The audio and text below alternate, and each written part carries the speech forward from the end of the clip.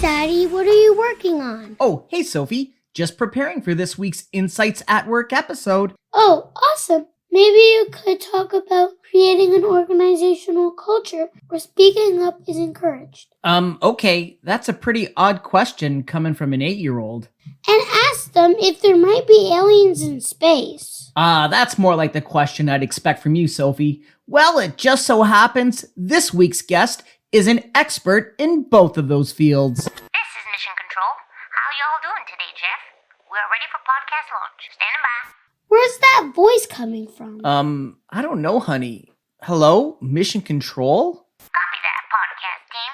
Initiating countdown sequence. Who's that lady? I still don't know, sweetie, but I think we better get started.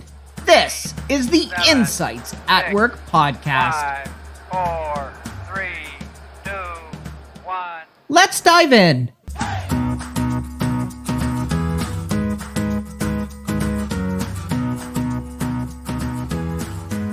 HR, the final business frontier. Whether it's exploring strange new worlds of employee engagement or seeking out best practices in recruitment, the team at the Insights at Work podcast boldly goes where no podcast has gone before. And today is no exception. Our guest has a very unique set of skills, from being an aquanaut, author, keynote speaker, medical doctor, a pilot, a CEO, a NASA executive. Oh, did I mention he's been to space twice? Joining us today to talk about his experiences and observations from the bottom of the seafloor to the boardroom to his 29 days spent in space. Why, this'll be the closest I ever get to meeting a real-life Marvel superhero. We're talking with Dr. Dave Williams.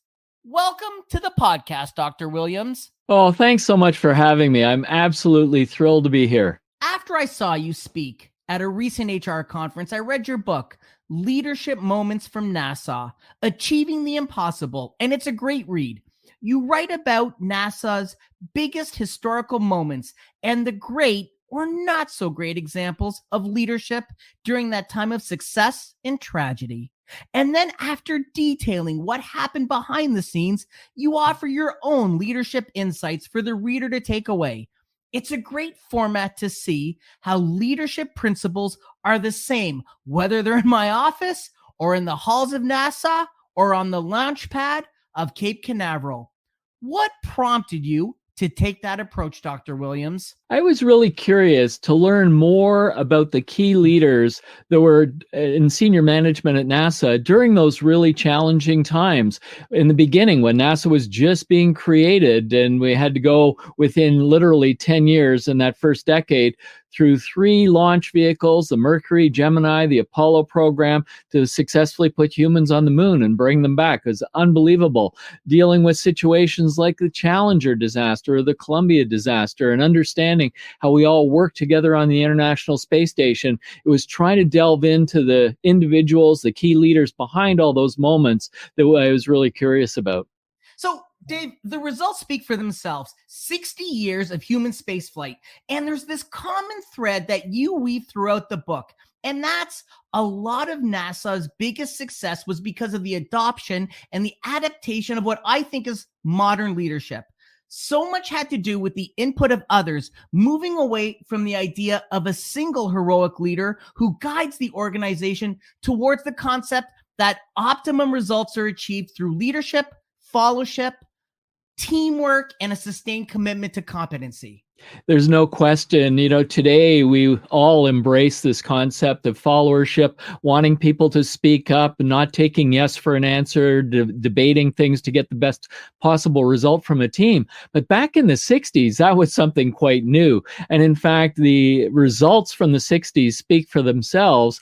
These results were achieved by people having those tough conversations. Sometimes they got a little bit heated and different points of view, different perspectives. But from that dialogue and discourse, they were able to get to the key elements that enabled them to achieve the seemingly impossible, going from launching humans in space in 1961 to then sending humans to the moon in 1968 and walking on the surface of the moon in July of 69. So, Dave, what's your leadership style? I don't have a single leadership style per se. I think what's really important is to have a repertoire of leadership styles. My definition for leadership is the ability to influence others. And depending upon the circumstance you're in, the team that you're working with, you may choose from a more directive style of leadership to a visionary style of leadership to a coaching and mentoring style of leadership, or a participative style of leadership that certainly recognizes the expertise of everybody else that you're working with to achieve the objectives. I'm a firm believer that to lead an organization, you don't need to be an expert in the product. A CEO doesn't need to know how to deliver a demo of their vacuum or their software. They need to know how to lead people. And I found it so very interesting that the first director of NASA, Keith Glennon, had no experience in aeronautics whatsoever. He was a university president with a background in the motion picture industry. But what he did have was the knack for collaboration, for linking groups from the different government agencies and having them share the best technology from each group with NASA. Now, how important is that in the field expertise to leading an organization, to making those huge breakthroughs, like getting a man on the moon within a decade of starting? I think the key element that Keith Glennon demonstrated was that leaders need to be really good at leading, putting teams together, and bringing the best out in people. You saw that in George Low, another one of NASA's senior leaders in the 1960s, a remarkable engineer. But we have people in the organization who are there for the technical expertise. So understanding that when you're in a leadership position, the focus is on the behavioral competencies for you as a leader, not so much on your technical competencies in a specific area of expertise. That may help, but I was really surprised to learn about Keith Glennon's background and the great conversation he had with President Eisenhower when he said, I don't know anything about rockets. I don't know which way of the rocket is up and which way is down. And Eisenhower recognized that, well, that's the exact person that I need. Somebody can come in who's an expert at putting teams together and making things happen. That was the solution they needed at the time. So you talk about George Low. You give an example in the book. There's a pre-launch test for Apollo 1. And that launch test tragically resulted in a fire where we lost 3 astronauts. Now, of course, safety had always been paramount and at the top of everybody's priority list.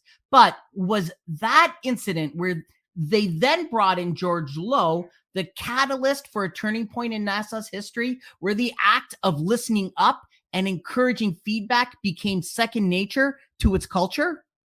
There's no question that listening up and engaging with the frontline team was critical in going from the loss of Apollo 1 in January 1967 to then sending the Apollo spacecraft to orbit the moon, December of 1968, a year and a half later, and landing humans on the surface of the moon in July of 1969. George was brought from NASA headquarters to Johnson Space Center, and he also had an assistant, George Abbey, who I had the privilege of working with when George Abbey was the center director. And George Low had George Abbey going out to interview all the frontline team members so that he could get the input on what was going on, what was working well at the front lines, what needed to be fixed. And then he would meet with individuals throughout all levels of the organization. And the key attribute that he had was asking critical questions, listening to the answers, and then implementing the best possible solutions. So you were first a family physician, and then you were an emergency doctor, and then you were part of, well, the hospital CEO of a large hospital here in Canada. What were those first questions when you sat with your leadership team or you sat with your frontline team members? What did you ask? So the early questions that I was curious to answer were, what's the culture of the organization? Who are we and how do we work in this environment? Because arguably, organizational culture defines how everybody interacts in the workplace. It sets the stage for the brand of the organization, what people say about the organization when they leave after having had an experience there. And then once I understood the culture, then I wanted to look for where we have strengths, which in our case was in the area of clinical care and the frontline healthcare staff. The teams of people were remarkably amazing individuals. And then where we had challenges, and certainly we had budgetary challenges, we had resource challenges, that we had to be able to figure out how to meet solutions. And to try and understand those, I would often go out and spend half a shift or part of a shift working with individuals on the front line, basically having them mentor me in their jobs so that I could understand what their challenges were and what they needed. I think that's a great example because I really believe that humble leaders are the ones who ask questions. They listen thoughtfully. They encourage team members to speak up so they can change organizational culture. If speaking up were easy, there wouldn't be an issue, but it's hard to speak up. And because it's hard, often it doesn't happen, even when it's requested by leaders. So you give the example of when a NASA leader says, "Don't tell me what you think I want to hear. Tell me what I need to hear and why I need to hear it." So, Dave, tell me more about encouraging others to speak up. How is it best done at NASA, and how is it done with you in the corporate world? So from a corporate perspective, speaking up can become a corporate value. And the values of an organization reflect the way in which we work in an organization. I talk a little bit about that in the book as well. But speaking up as a value is something that many organizations resonate with. What's interesting, of course, is that NASA had been doing this for many, many years. When I was a CEO at a hospital, we introduced a new corporate value, Speak Up. We actually had to work with the team to teach people how to speak up respectfully and to be able to bring issues to the table. But more importantly, we had to teach people how to listen up. And so often, we think, oh, this is really easy. Just tell people to speak up. Everything will be fine. It's not quite as easy as we think. We actually have to empower individuals to speak up. It's what we do when they speak up that determines if they will continue to do it in the future. Leaders have to be listening and trying to understand what the issues are, not debating and interrupting, but listening very thoughtfully. And then I think it's very important for leaders to be able to close the loop with people that speak up and say, thank you very much. This is what I heard. This is what we did or I did. And this is what we're planning to do in the future, so that people understand that speaking up in the organization has value and changes an outcome of what's going on. Let's talk about the importance of debate and discourse. There was a NASA leader that you write about, Dan Golden, and he introduced the concept of a red team and a blue team, and that was to encourage debate. Can you explain the concept and why you think it's at NASA or in the workplace, really what that value of engaging staff in those discussions, about encouraging debate? At the end of the day, you know what? It's really positive, and after the debate, we all go out, we're all still friends. I think in organizations, we actually learn a lot more when we disagree than when we agree. Arguably, we learn more from failure than we do from success. And we only have those learnings if we're open to understanding and listening to see how we might change in an organization. So it's absolutely critical to create these conditions where people feel comfortable, where people feel safe disagreeing with each other, particularly if they're disagreeing with members of the senior team.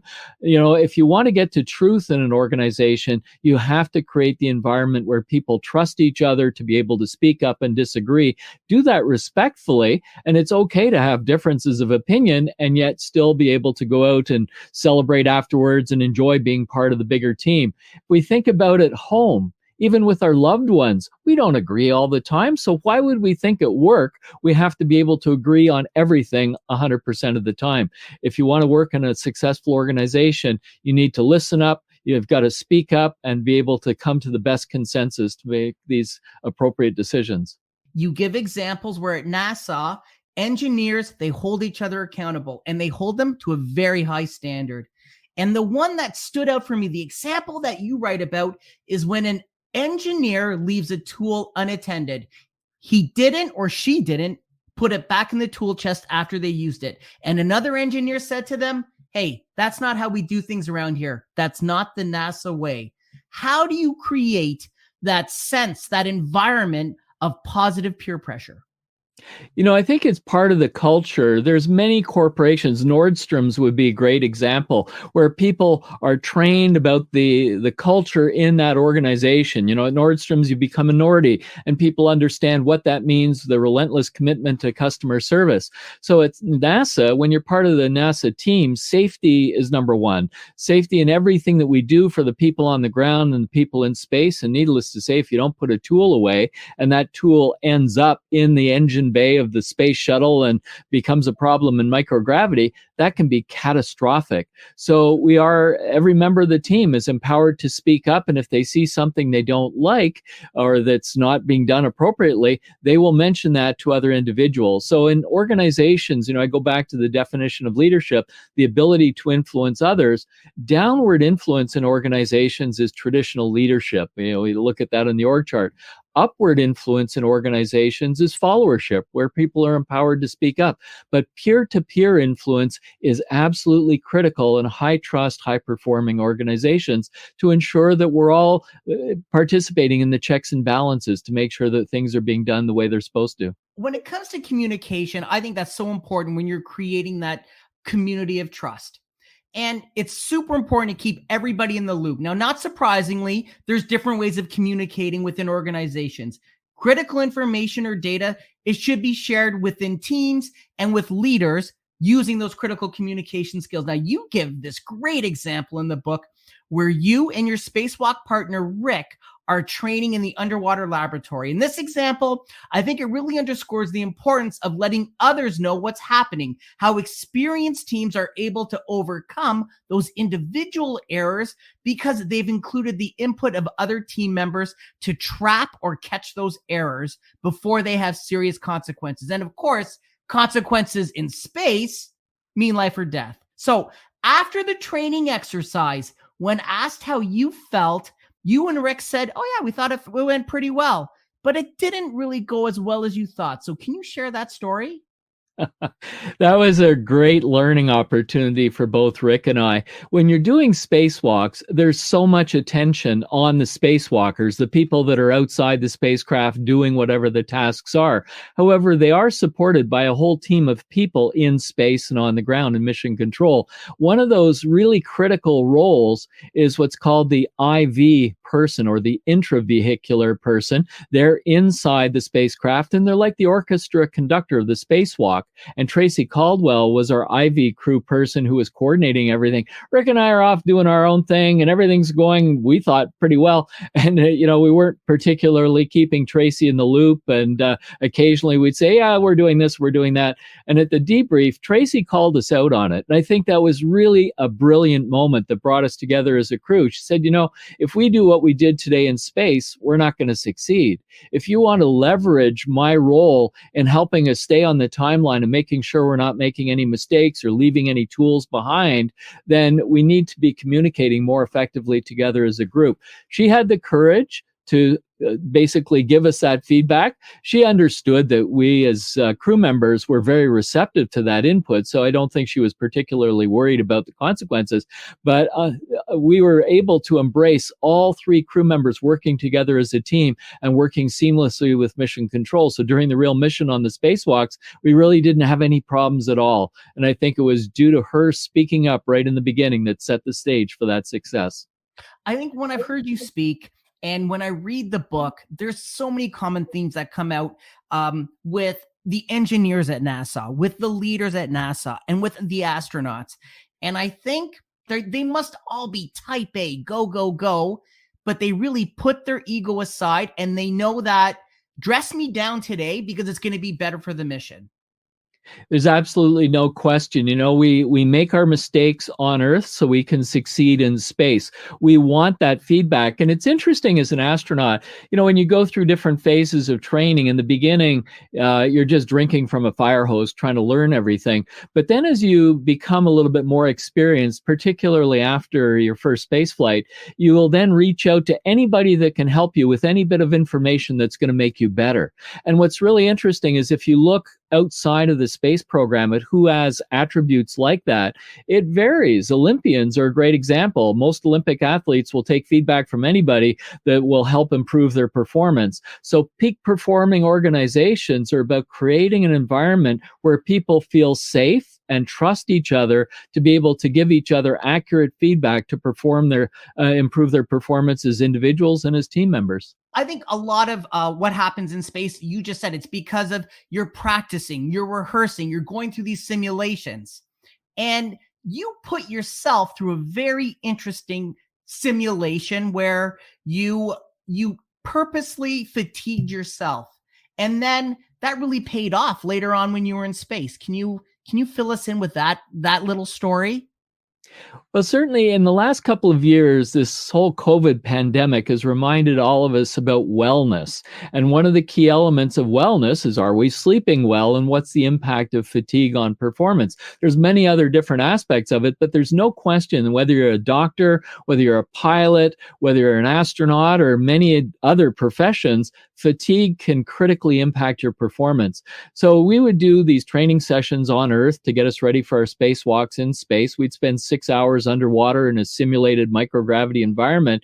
And I was really curious because, these things last a long time. What would happen if I only had 2.5 hours sleep before I did one of these training sessions? So I stayed up until about 4:30 in the morning, and then got up around 6:30 or so, and went into the NBL and did one of these sessions underwater. And it was an amazing insight, because I realized that it's so easy to make a mistake when you're tired. You have to critically focus on every step of every task to make sure you're not going to make a mistake. And then at the end of that training session, you can imagine how exhausted I felt.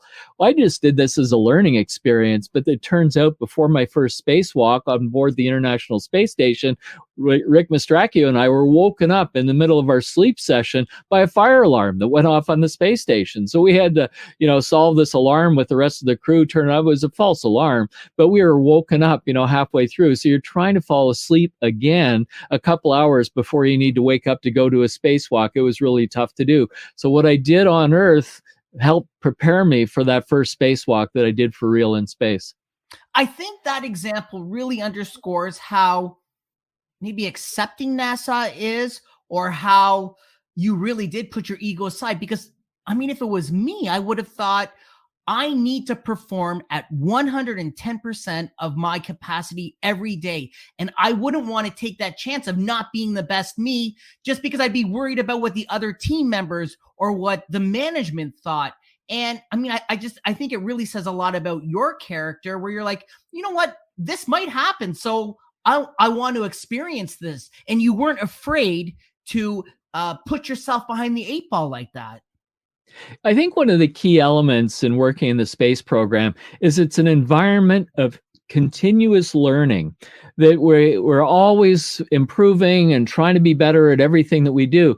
And there's no question, you have that safety and that trust that learning is okay. And sometimes we don't succeed during our training, and we learn more from where we don't succeed than if simply things go well. And that's transferable to organizations. People in large organizations these days are talking about resilience. They're talking about corporate agility.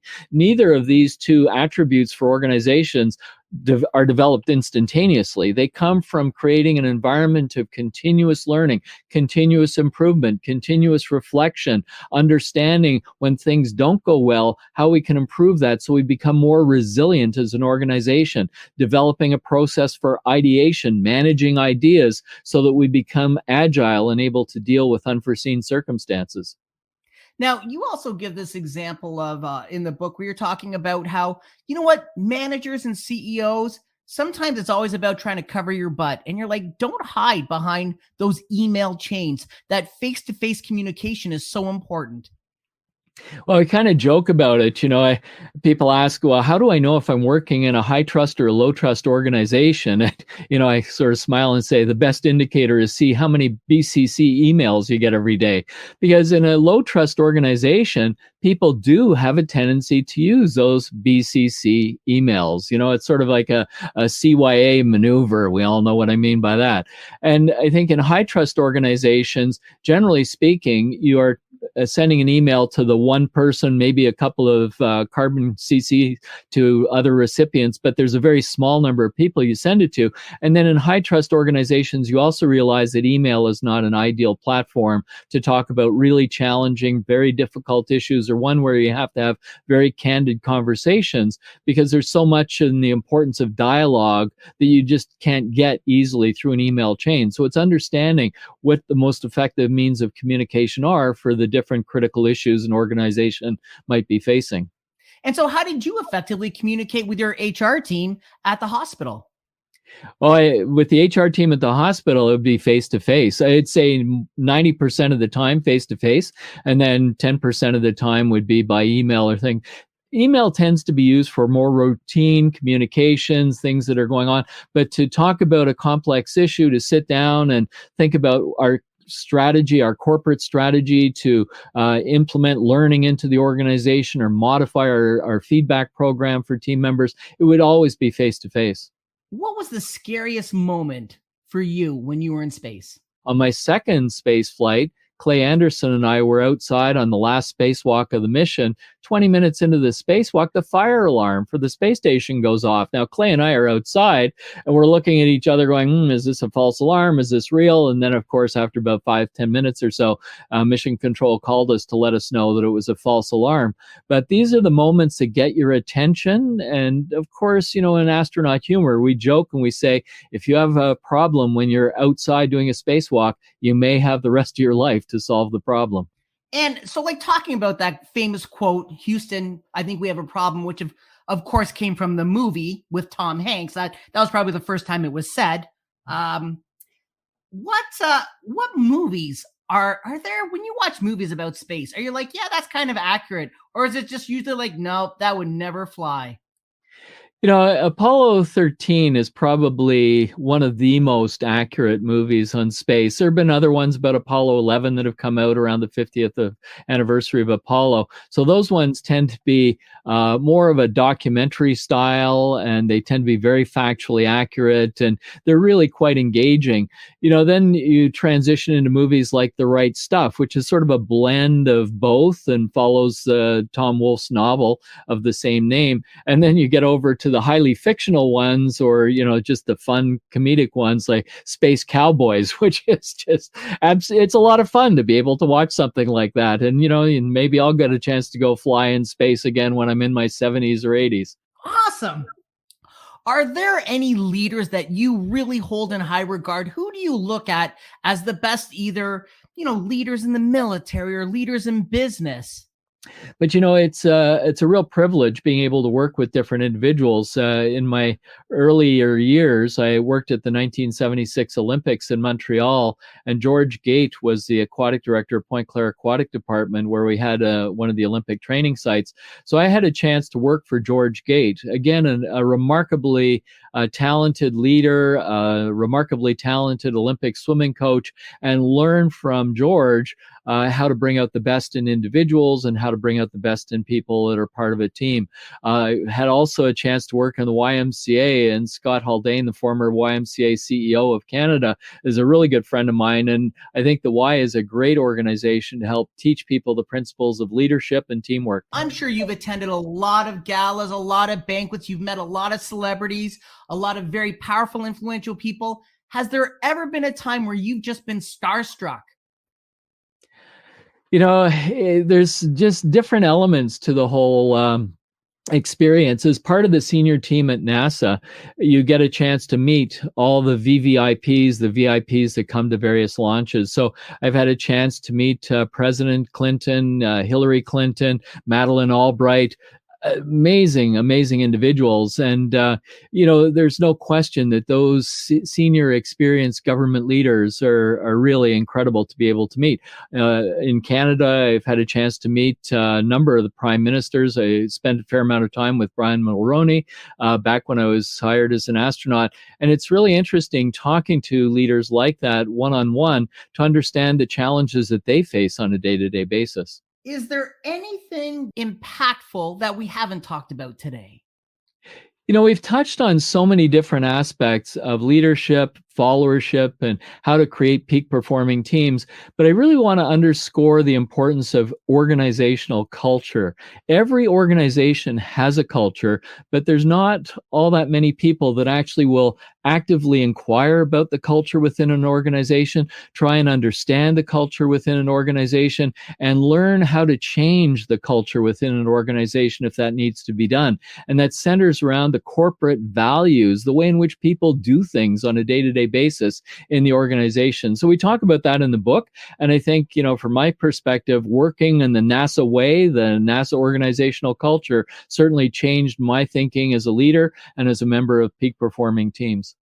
Well, it has been an absolute pleasure having you on the Insights at Work podcast, as we do with every guest, whether they've been in space or not. I ask a list of their favorites and firsts. Are you ready? I'm ready. Now, I'm not going to ask you anything about Area 51 or if there's intelligent life out there, just really serious questions. I'm ready. All right. What is the first thing that comes to your mind when I ask you, is there intelligent life out there? Statistically, we would be naive to think that we are alone in the universe. When you start thinking about all the other galaxies that are out there and the other planetary bodies, first of all, the statistical probability of life is quite high, whether you're talking about microbial life or other life forms. And then, of course, intelligent life. Well, are we alone in the universe on this planet to have intelligent life? So I think statistically, the probability is yes. All right. Back to the list of firsts and favorites. What was your first car? First car was a 1967 Pontiac Firebird, which I think I bought. Well, I bought it used for $900, and I sold it after putting about 40,000 miles on it for $1,100. So I made a profit. And if I kept that car till today, it would have been worth quite a bit. Cars are a thing with astronauts, aren't they? Well, it seems that way, particularly spacewalkers, because if you can fix your car, then hopefully you can fix the space station if there's a problem. And I think it's Corvettes that American astronauts love, or do they just happen to get one? Well, they lucked out in the 1960s and got a Corvette. For modern astronauts, we don't get the Corvette in the driveway the way they used to back in the past. Dave, what was your first job? I was 13 years old, and I worked as an assistant swim instructor and junior lifeguard at a YMCA day camp in Montreal. I worked for 10 weeks, and my paycheck was $25, but I loved the experience. And arguably, that responsibility helped me become a leader and learn about working in different environments later in life. What was the first concert that you ever went to? That's a great question.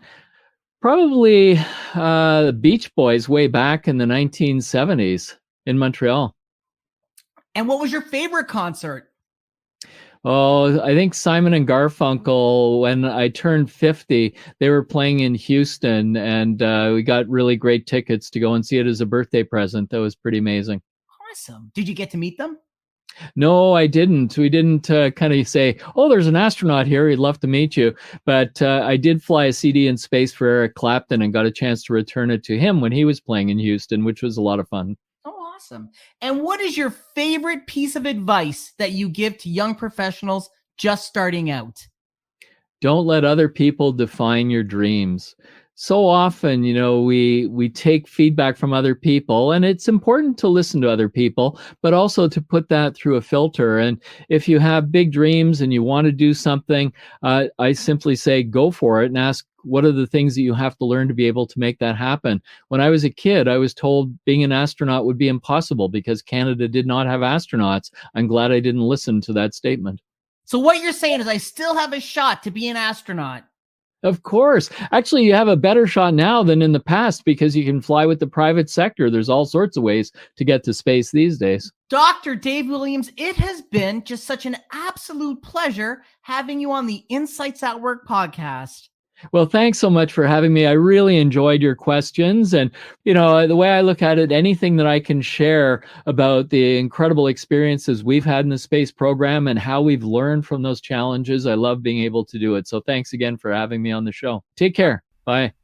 And with that, it looks like we've run out of racetrack. Thanks so much for listening to the episode. If you've enjoyed it, please share it with your friends and colleagues so they can benefit from it as well. If you find the Insights at Work podcast worthy, please go on to iTunes and give us a cool rating with a nice review. We certainly appreciate it. And if there's something that you would like me to discuss around this big world of HR and all things business, give me a shout. You know how to reach me on social media or through LinkedIn. In the meantime, stay healthy and be kind. We'll see you soon on the next episode of the Insights at Work podcast.